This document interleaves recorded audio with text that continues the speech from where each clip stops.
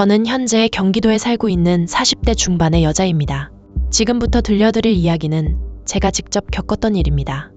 아주 오래전 일이지만 지금도 가끔 새벽에 혼자 잠에서 깨면 그 집의 냄새와 분위기가 아직도 생생하게 떠오릅니다. 그리고 그때마다 한 가지 생각을 하게 됩니다. 사람이 돈에 눈이 멀면 어디까지 잔인해질 수 있을까? 저는 어린 시절 정말 가난하게 자랐습니다. 비가 많이 오는 날이면 집 천장에서 물이 떨어졌고 부모님은 늘 돈 때문에 싸우셨습니다. 어머니는 시장에서 하루 종일 일하고 들어와도 생활비가 부족하다고 울었고 아버지는 술에 취해 벽을 치며 화를 냈습니다. 저는 그런 집에서 자라며 어릴 때부터 딱 하나만 생각했습니다. 나는 커서 반드시 돈 많은 사람이 될 거야. 그래서 정말 악착같이 살았습니다. 대학 시절에는 식당 서빙, 고깃집, 술집까지 안 해본 일이 없었습니다. 새벽까지 일하고 돌아오면 몸에서는 늘 고기 냄새와 기름 냄새가 났고 손에는 화상 자국이 남아 있었습니다. 그래도 버텼습니다. 돈만 있으면 인생이 달라질 거라고 믿었으니까요. 졸업 후에는 작은 중소기업에 취직했습니다. 월급은 많지 않았지만 저는 부모님 생활비까지 챙기며 나름대로 만족하고 있었습니다. 그러던 제가 27살이 되었을 때였습니다. 회사 부장님이 어느 날 저를 따로 부르셨습니다. 평소 굉장히 존경하던 분이었는데 그날은 이상하게 조심스러운 표정이었습니다. 괜찮은 사람이 있는데 한번 만나볼래? 처음엔 웃으며 거절했습니다. 그런데 부장님은 유난히 강하게 권했습니다.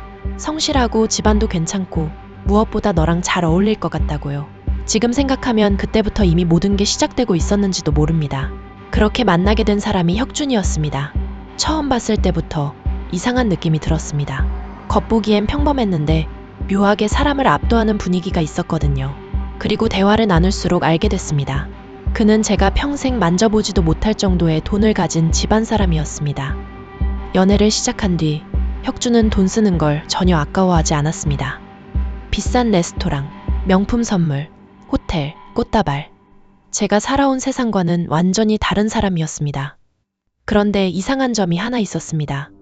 그는 단 한 번도 저에게 사랑한다고 말하지 않았습니다.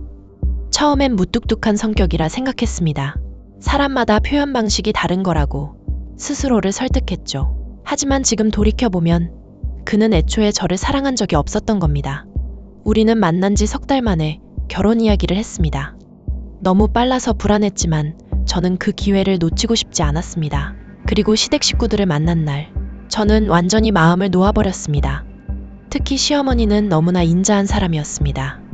제 손을 꼭 잡고 이렇게 말했습니다. 고생 많이 했지. 이제 돈 걱정은 하지 말고 행복하게 살아. 그 말을 듣는 순간 저는 정말 울 뻔했습니다. 드디어 내 인생도 달라지는구나 싶었습니다. 결혼 후의 삶은 정말 꿈 같았습니다.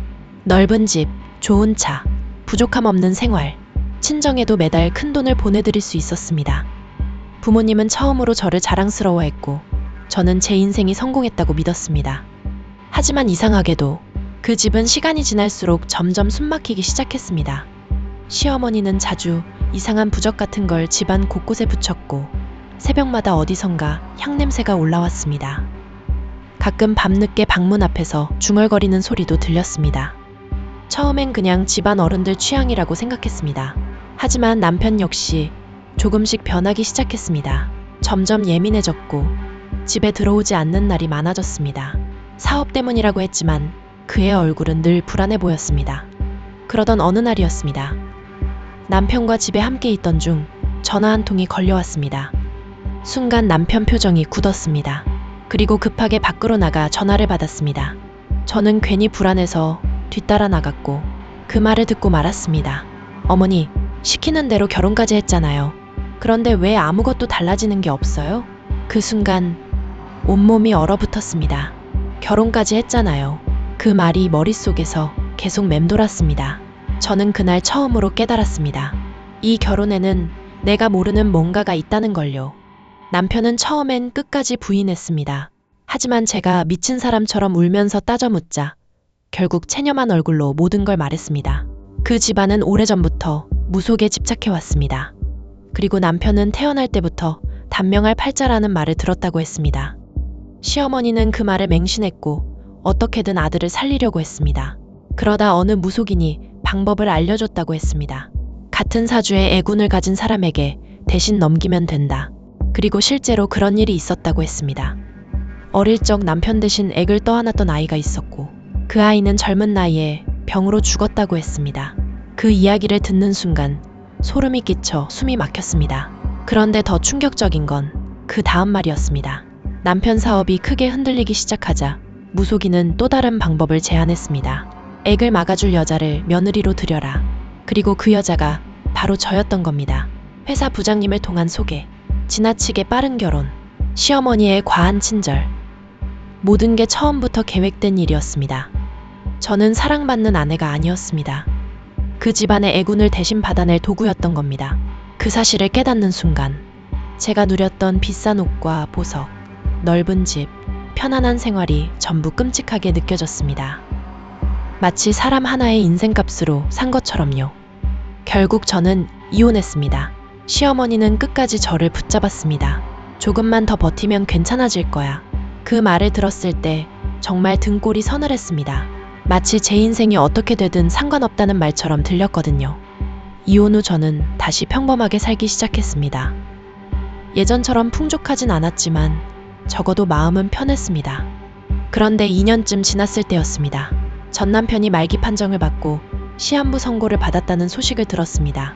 그 이야기를 듣는 순간 머릿속에 딱 한 가지 생각만 떠올랐습니다. 정말 그 집안이 말하던 애군이라는 게 존재했던 걸까? 아니면 사람의 욕심과 광기가 결국 스스로를 무너뜨린 걸까? 저는 아직도 그 답을 모릅니다. 하지만 분명한 건 하나입니다. 돈과 미신에 인생을 맡기는 순간 사람은 너무 쉽게 누군가를 희생양으로 만들 수 있다는 것. 그리고 그런 선택은 언젠가 반드시 대가가 되어 돌아온다는 사실입니다. 오늘 이야기는 여기까지입니다.